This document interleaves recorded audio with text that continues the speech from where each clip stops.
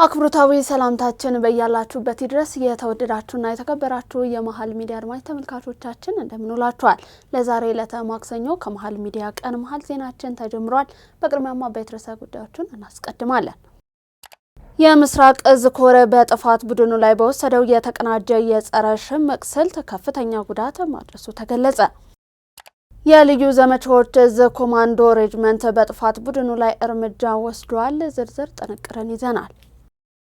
49ኛው የአፍሪካ ህብረት የስራ አስፈጻሚ ምክር ቤት መደበኛ ስብሰባ መካሄድ ጀምሯል። ጥንቅርን ይዘናል። አብራችሁን ከቆያችሁ ይደርሳችኋል። አሜሪካና ኢራን ለተከታታይ 3 ቀን ጥቃት ሳይለዋወጡ መቆየታቸውን ተከትሎ ፕሬዝዳንት ዶናልድ ትራምፕ ከቴህራን ጋር የሚደረገውን ጦርነት በተመለከተ እጅግ ወዳጅነት እየተሞላባቸው ድርድሮች እየተካሄዱ ነው አሉ።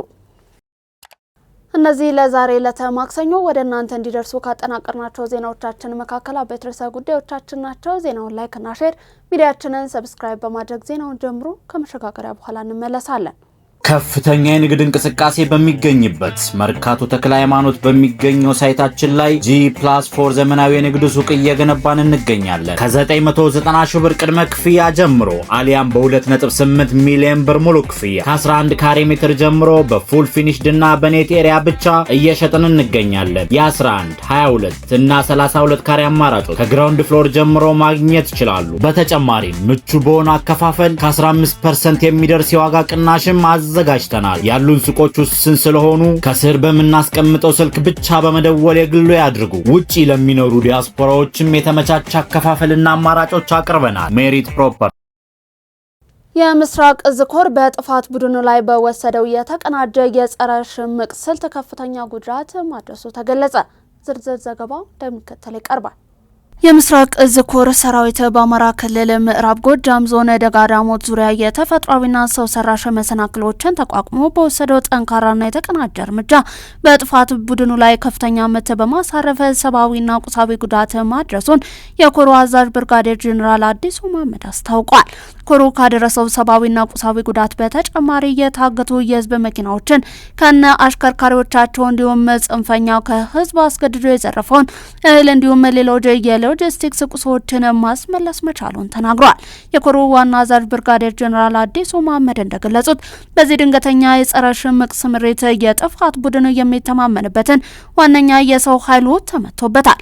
ከዚህ በፊት ንጹሃን ዜጎችን በማገት አሽከርካሪዎችን በማስፈራራትና ከአርሶ አደሩ እህልና ንብረትን በመዝረፍ የአካባቢውን ማህበረሰብ ሲያሰቃይ ቢቆይም የኮሩ ሰራዊት ማንኛውንም የደጋና የቆላ ተፈጥሯዊ መሰናክል እንዲሁም የጠላትን ምሽጎችን በመስበር የጥፋት ቡድኑን አከርካሪ መስበር ችሏል። በዋሽራ ጫት ዋርካ ሐሙሲት አስተርዌ ዋይፌ ልጅ ንጉስ ከቸች ቦታዎች በተደረገ አሰሳና የተቀናጀ ኦፕሬሽን በርካታ የጥፋት ቡድኑ አባላት እየተደመሰሰና እየተማረከ ሲሆን ቡድኑ ለጥፋት ተግባሩና ለሎጂስቲክስ እየተጠቀመባቸው የነበሩ ቁሳቁሶች በሰራዊቱ ቁጥጥር ስር ውለዋል።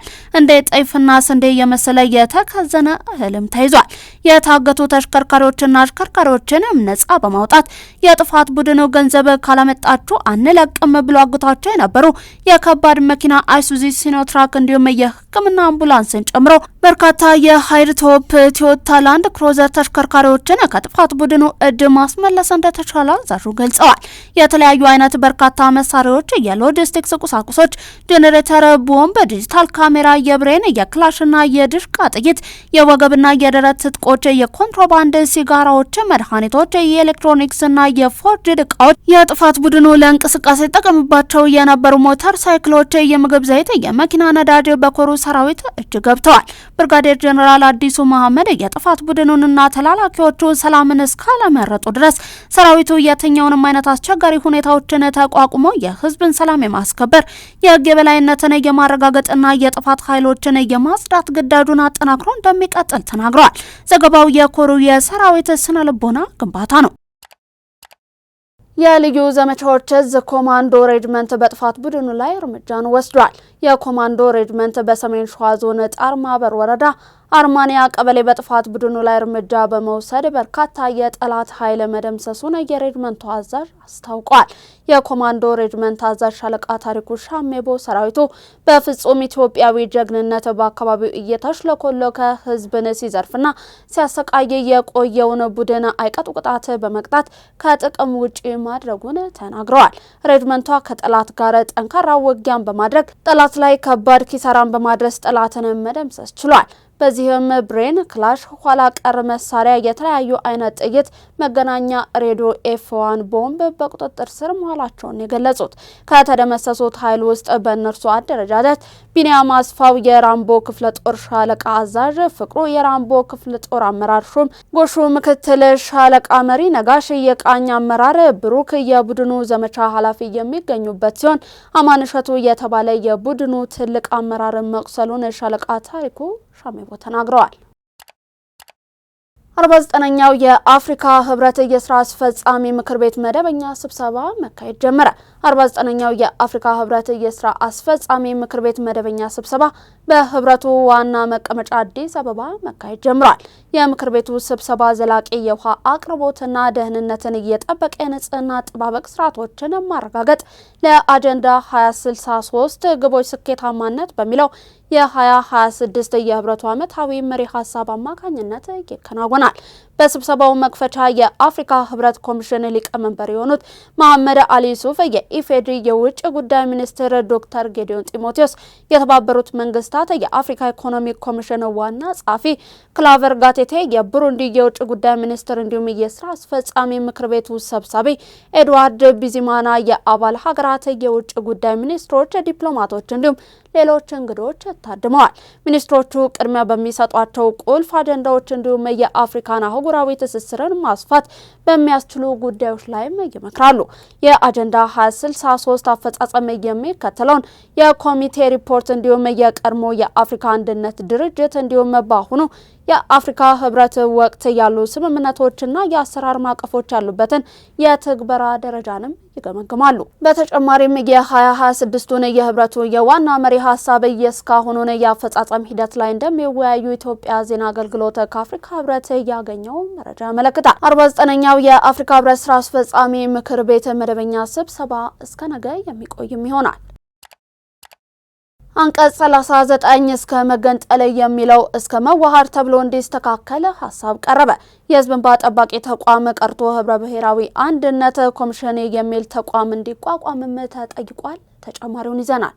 በሀገራዊ ምክክር ጉባኤ በ10 እና በ50 ተመካካሪ ቡድን ሲወያዩ የቆዩ ተመካካሪዎች ያጠናቀሩትን የአጀንዳ ሀሳብ 250 አባላት ላሉት የምክክር ቡድን ማቅረብ ሲጀምሩ በኢትዮጵያ ህገ መንግስት የብሔሮች ብሔረሰቦችና ህዝቦች መብት እስከ መገንጠል በሚለው አንቀጽ 39 ስር የተቀመጠው ሀረግ እስከ መዋሃድ ተብሎ እንዲስተካከል የሚል ምክረ ሀሳብ ቀርቧል። ሀሳቡ የቀረበው 10 እና 50 አባላት ባላቸው ንዑሳን ቡድኖች ስር ሲወያዩ የቆዩ ተመካካሪዎች 250 አባላት ላሉት ስልታዊ ቡድን ያጠናከሩትን የአጀንዳ ሀሳብ ሲያቀርቡ ነው።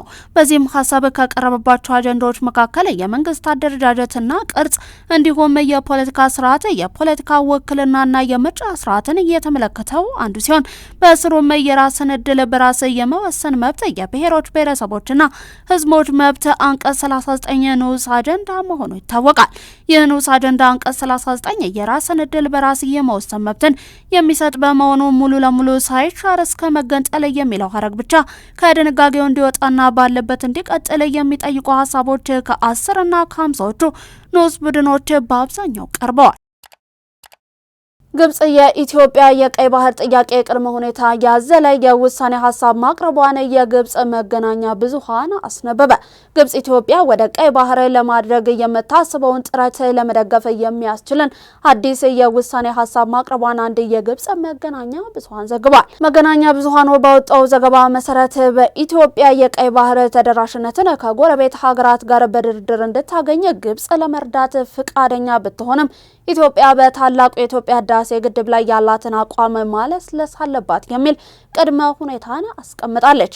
የ4 ነጥቦች ያሉት አዲስ እቅድ ለጠቅላይ ሚኒስትር ዶክተር አብይ አህመድ ለአሜሪካው ፕሬዝዳንት ዶናልድ ትራምፕ መላኩም ተገልጿል። ኢትዮጵያ የቀረበውን የውሳኔ ሀሳብን የማትቀበል ከሆነ ግብጽ በደቡባዊ ቀይ ባህር በኩል ያለውን የባህር ኃይል እንቅስቃሴዋን በመጨመር አጥር እንደምትፈጥር ዘገባው አክሎ አመልክቷል። ይህ በእንዲህ እንዳለ ከሰሞኑ የቀድሞ የአሜሪካ የውጭ ጉዳይ መስሪያ ቤት የአፍሪካ ጉዳዮች ረዳት ሚኒስትር ቲቦር ናጊ ግብጽና ኤርትራ በቀይ ባህር ጉዳይ ላይ የመወሰን መብት ያላቸው የባህር በር ያላቸው ሀገራት ብቻ ናቸው ማለታቸውን ተከትሎ ጠንከር ያለ ምላሽን መስጠታቸው ይታወሳል።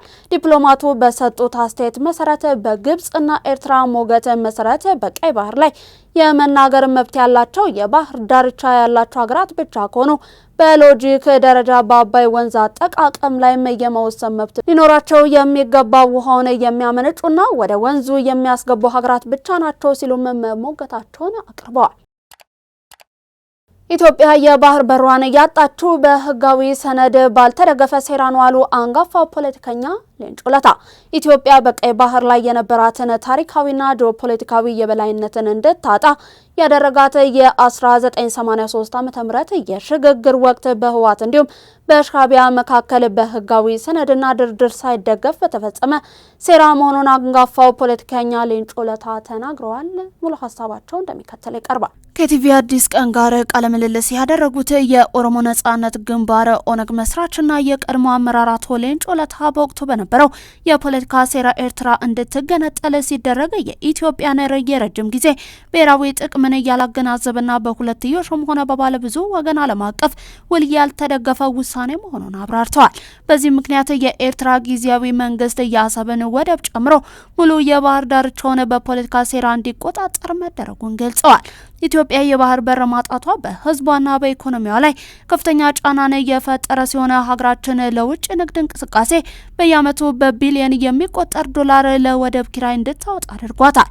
ይህ የትራንስፖርት የምግብና ኢንዱስትሪ ጥሬ ዕቃዎች ዋጋ እንዲንር በማድረግም የዜጎችን የዕለት ተዕለት ኑሮን የተፈተነበትን ሁኔታ ተፈጥሯል። ከጊዜ ወደ ጊዜ እየጨመረ ከመጣው የህዝብ ቁጥርና የኢኮኖሚ እድገት አንጻርም የባህር በር ማግኘት የፖለቲካ ቅንጦት ሳይሆን የህልውና ጉዳይ መሆኑን አቶ ሌንጮ ለታ አብራርተዋል። ጠቅላይ ሚኒስትር ዶክተር አብይ አህመድ የኢትዮጵያን የባህር በር ያሳጣው ውሳኔ በህዝብ በፓርላማ ወይንም በካቢኔ ያልተወሰነና ህጋዊና መሰረታዊ ሰነድ የሌለው መሆኑን መጠቆማቸው ይታወሳል። ጠቅላይ ሚኒስትሩ የህዝብ ተወካዮችና ካቢኔውን ሳያውቁት የኢትዮጵያን የባህር በር ባለቤትነትን ያሳጣው የፖለቲካ ሴራ ውሳኔ እንዴትና በማን ተወሰነ ብሎ ጥያቄ ማንሳት ተገቢ ነው ሲሉ መናገራቸው የሚታወስ ነው። በአሁኑ ወቅት ኢትዮጵያ የባህር በር ፍላጎቷን በህጋዊና ዲፕሎማሲያዊ መንገድ ለማስከበር የምታደርገው ጥረት ይህን ታሪካዊ ስህተት ለማስተካከልና የሀገራችንን የረጅም ጊዜ ኢኮኖሚና ደህንነትን ለማረጋገጥ ያለመ መሆኑም ተመላክቷል። የአዲስ አበባ ከተማ አስተዳደር የሲቪል ምዝገባና የነዋሪነት አገልግሎት ኤጀንሲ የጀመሯቸውን የዲጂታል አሰራሮችን አጠናክሮ እንደሚቀጥል ገለጸ። የኤጀንሲውን የ2018 በጀት ዓመት አፈጻጸምን አስመልክቶ ዋና ዳይሬክተሩ ዮሴፍ ንጉሴ መግለጫን ሰጥተዋል። ሙሉ መግለጫው እንደሚከተለው ተጠናቅሯል። በመግለጫቸውም ኤጀንሲው በ2018 በጀት ዓመት ለ1.5 ሚሊዮን ተገልጋዮች 2.4 ሚሊዮን የኩነትና የነዋሪነት አገልግሎቶችን መስጠቱን አስታውቋል። በበጀት ዓመቱ የልደት፣ የጋብቻ፣ የፍቺ፣ የሞትና የጉዲፈቻ ምዝገባዎች መከናወናቸውንም ገልጿል። ወቅታዊ የኩነት ምዝገባ ለስታቲስቲክስ፣ ለፖሊሲ ቀረጻና ለአስተዳደራዊ ውሳኔዎች ጠቃሚ የመረጃ ምንጭ መሆኑን ጠቅሰው ዜጎች የልደት ምዝገባቸውን በ90 ቀናት ውስጥ እንዲያከናውኑ ጥሪን አቅርበዋል። ኤጀንሲው የኩነት ምዝገባ አገልግሎት ተደራሽ ለማድረግ በጤና ተቋማትና በፍርድ ቤቶች የአንድ መስኮት አሰራርን ማስፋቱን ገልጸዋል። በዚህም 94 በመቶ የወቅታዊ የልደት ምዝገባዎች በጤና ተቋማት በተቋሙ የአንድ መስኮት ማዕከላት መከናወናቸውን፣ የፍቺና የጉዲፈቻ ምዝገባዎችም በፍርድ ቤቶች በተቀናጀ አገልግሎት 100 በመቶ መከናወናቸውን ጠቁሟል። ከአገልግሎት ዘመናዊነት አንጻርም ኤጀንሲው በአካል በመገኘት የሚሰጠውን አገልግሎት ወደ ዲጂታል አሰራር ማሸጋገሩ መጀመሩን ጠቁመው ተጠናክሮ ይቀጥላል ብለዋል። በዚህ የልደት ያላገባ ማስረጃና የመታወቂያ አገልግሎቶች ተገልጋዮች ወደ ቢሮ ሳይመጡ በዲጂታል ካሉበት ሆነው እንዲጠይቁ የሚያስችል ስርዓት መጀመሩንም አስታውቋል። ኦንላይን አገልግሎቱ ከተጀመረ በኋላ 8872 ተገልጋዮች ወደ ቢሮ ሳይመጡ አገልግሎት ማግኘታቸውንም ገልጸዋል። ከፋይዳ መታወቂያ ጋር የነዋሪነት መታወቂያን የማሳሰር ስራውም ተጠናክሮ መቀጠሉንና ይህም የዜጎችን ማንነት በአንድ መለያ ለማረጋገጥና የውሸትና የሐሰተኛ ሰነዶችን አጠቃቀምን ለመቀነስ የሚያግዝ እንደሆነ ተናግረዋል። በ2018 በጀት ዓመት 1,828,846 ተገልጋዮች በኤጀንሲው በኩል የፋይዳ ምዝገባ ማጠናቀቃቸውን፣ ፋይዳ ከተጀመረበት ጊዜ ጀምሮ 8 ሚሊዮን ያህል ተጠቃሚዎች በኤጀንሲው በኩል መመዝገባቸውን ጠቁሟል። በተጨማሪም 12 ሚሊዮን የሚደርሱ የነዋሪነት ሰነዶች በዲጂታል ስርዓት እንዲቀመጡ መደረጋቸውን ገልጸው ይህም የሰነድ መጥፋትና የመረጃ አያያዝ ችግሮችን በመቀነስ የአገልግሎት ጥራትን አሻሽሏል ሲሉ ተናግረዋል። ባለፉት 5 ዓመታት ወቅታዊ የኩነት ምዝገባ በተከታታይ ያደገ መምጣቱንና ይህም የአገልግሎቱ ተደራሽነትና ቅልጥፍና መሻሻሉን እንደሚያመለክት ገልጸዋል። በ2019 በጀት ዓመት የሞት ምዝገባን ወደ ጤና ተቋማት እንዲሁም ሌሎች የማህበረሰብ ተቋማትን ማስፋፋት፣ የመታወቂያ ህትመትን ወደ ወረዳ ማውረድና የኦንላይን አገልግሎቱን ማስፋት ዋና እቅዶች መሆናቸውን ጠቁሟል። ኤጀንሲው በ2018 በጀት ዓመት ባስመዘገበው የአገልግሎት አፈጻጸም ከአዲስ አበባ ከተማ አስተዳደር እውቅና እንዲሁም ሽልማት ማግኘቱንም ገልጸዋል። የተወደዳችሁ አድማጭ ተመልካቾቻችን ለዕለተ ማክሰኞ ወደ እናንተ እንዲደርሱ ያዘጋጀናቸውን የቀን መረጃዎቻችንን ነው እየተመለከታችሁ የምትገኙት። ከባህር ማዶ ያዝናችሁ አለፍን።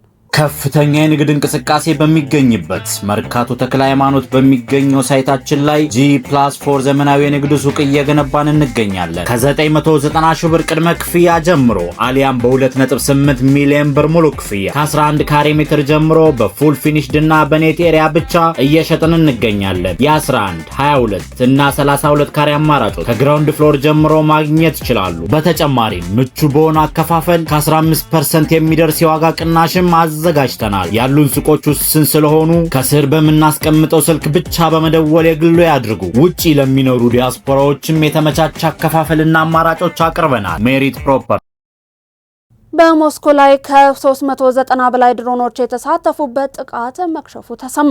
ሩሲያ ዋና ከተማ ሞስኮ በሐምሌ 20 እንዲሁም 21 አጋማሽ ሌሊት ከ390 በላይ ድሮኖችን ያካተተ ከፍተኛ ጥቃት ለመፈጸም የተደረገው ሙከራ መክሸፉን የከተማዋ ከንቲባ ሰርጌይ ሶቢያኒን አስታውቋል። ከንቲባው እንዳሉት ከሆነ አብዛኛው ድሮኖች በከተማዋ ዳርቻ ላይ የተመቱ ሲሆን 81 ድሮኖች ደግሞ ወደ ሞስኮ እየተቃረቡ ሳሉ በአየር መከላከያ ስርዓቱ መውደማቸውን ገልጸዋል። የሩሲያ መከላከያ ሚኒስትር በበኩሉ በተመሳሳይ ጊዜ በሌሎች የሀገሪቱ ክልሎች ላይ የተሰነዘሩ 356 የዩክሬን ድሮኖች በአንድ ጀንበር ውስጥ መመታታቸውን አስታውቀዋል። ይህ ጥቃት ባለፉት 2 ወራት በሞስኮ ላይ ከተፈጸሙት ከፍተኛ ድሮን ጥቃቶች መካከልም አንዱ ነው ብለዋል። እንደ ሩሲያ ባለስልጣናት መረጃ ከሆነ ባለፉት 2 ዓመታት በሞስኮ ላይ ከተሰነዘሩ ጥቃቶች ትልቁ በሰኔ 11 እየተመዘገበ ሲሆን በወቅቱ 190 ድሮኖች መመታታቸው ተገልጿል። በቅርቡ ጥቃት የሩሲያ ዩክሬን ጦርነት የአየር ግጭት መባባሱን የሚያሳዩ አንዱ ክስተት መሆኑም ነው የተጠቆመው። አሜሪካና ኢራን ለተከታታይ 3 ቀን ጥቃት ሳይለዋወጡ መቆየታቸውን ተከትሎ ፕሬዝዳንት ዶናልድ ትራምፕ ከቴህራን ጋር የሚደረገውን ጦርነት በተመለከተ እጅግ ወዳጅነት እየተሞላባቸው ድርድሮች እየተካሄዱ ነው አሉ። ሰኞ ምሽት በፕሬዝዳንታዊ አውሮፕላን ኤርፎርስ ዋን ውስጥ ሆነው ጋዜጠኛውን ያነጋገሩት ትራምፕ አንዳች መልካም ነገር ሊፈጠር የሚችልበት ጥሩ እድል እንዳለ አስባለሁ ሲሉ ያላቸውን ተስፋ ገልጸዋል።